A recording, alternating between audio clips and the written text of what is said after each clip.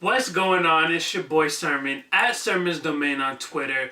Kanye West's executive producer tour of 2018 is coming to an end. He did a great feat, one that will be remembered for many years to come, even if some of the music isn't. 5 albums, all executive produced by Kanye West, him producing on each one, giving us some of the best Kanye production we've heard in a long time.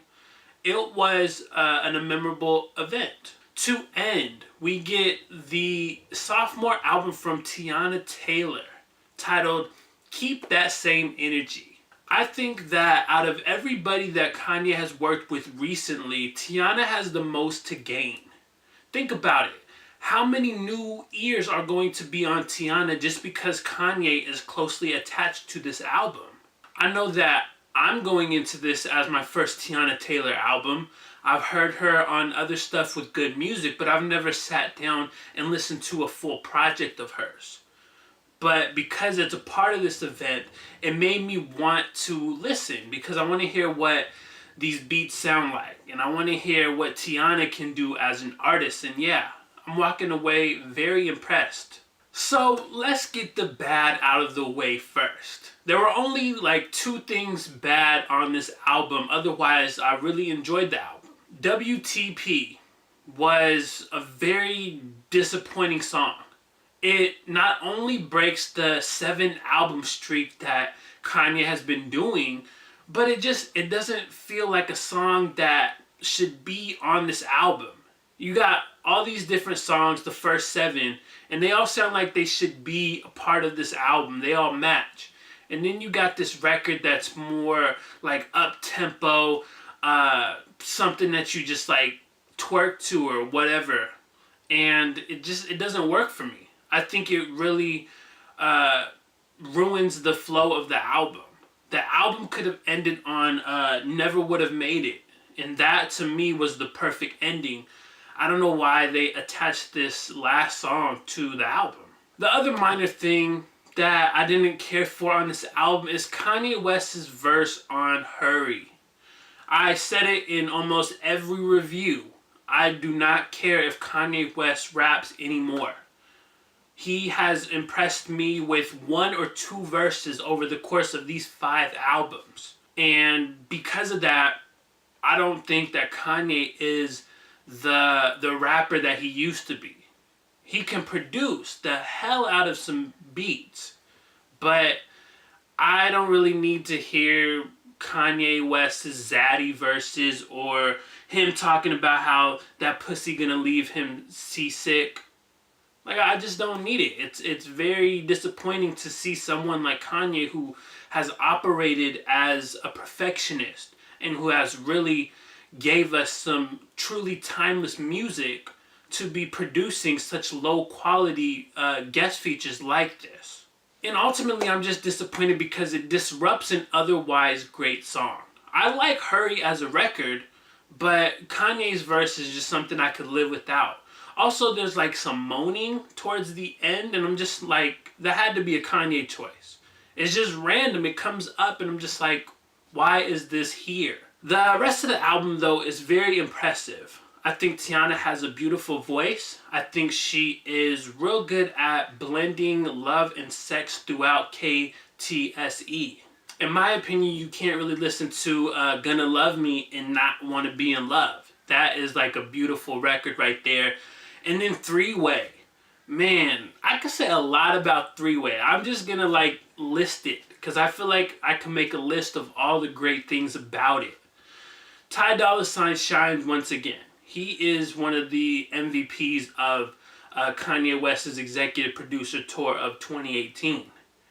Teyana crushed her vocals. I loved it. It's a real catchy record.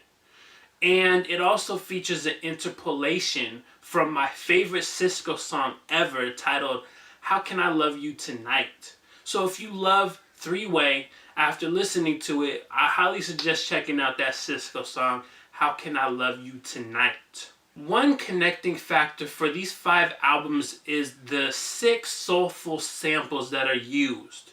I feel like you can really just appreciate like whoever, I don't know if it's Kanye himself or whoever is really like picking out these samples and then, you know, crafting these songs around them. Like they're just perfect. I think when you got these samples, and not only are the samples good, but then they just fit with the record. Rose in Harlem is easily my favorite song on Keep That Same Energy. It gave me chills. That whole sample, and then the fact that Teyana builds from it and throws in the grew from the concrete part, like that really adds to it.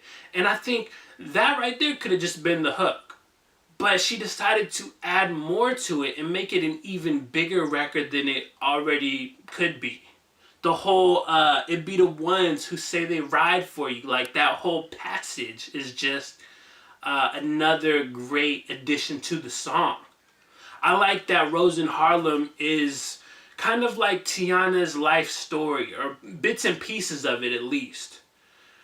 She says like, what do she do? And I love that because it's like a callback to a time that I personally remember where I knew who Teyana Taylor was. She was a big name on the internet, but nobody really knew what she did. This is before she made music. And you're like, who is she? How did she get so big? How did she get so famous on the internet? So I like that it was like a little callback to that. While Keep That Same Energy is a bad title, the music itself isn't.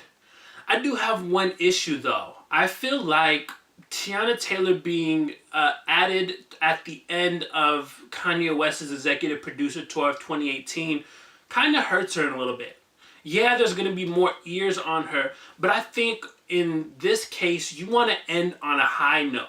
I think you could have put Nas on this date and put Teyana more in the middle. If a regular fan sees this and they're like, okay, Kanye's doing his album, Push's album, Nas's album, and then the collaboration album with Cudi, that's cool. And once you get those, it's like, for some fans, if they're not necessarily checking for Teyana Taylor like that, are they going to listen to it?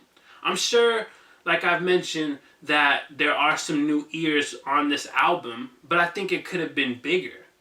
Teyana Taylor is clearly a big star, and I think as an artist, she's not being pushed in the way that she should from Good Music and Def Jam. She really has that it factor, and I would hope that at some point, either she leaves and goes to another label where they're going to make her a top priority, or Kanye and Good Music wises up and realizes the level of talent that Teyana has. I was very impressed with this album. Keep That Same Energy is one of the top, I would say even top 2 in terms of start to finish, excluding WTP. Those first 7 songs, I think, would be in the top 2 for all these 5 albums that dropped in the last month, a little over a month. So those are my thoughts on Teyana Taylor's Keep That Same Energy. After you listen to this album, let me know what you think about it in the comment section below. And then like the video, subscribe to the channel if you're not already, share the video. Follow me on Twitter at @SermonsDomain. Check out some of my other content, more reviews, interviews, discussions, etc. As always, thank you for watching. I appreciate you and all the time that you give me. And until next time, peace.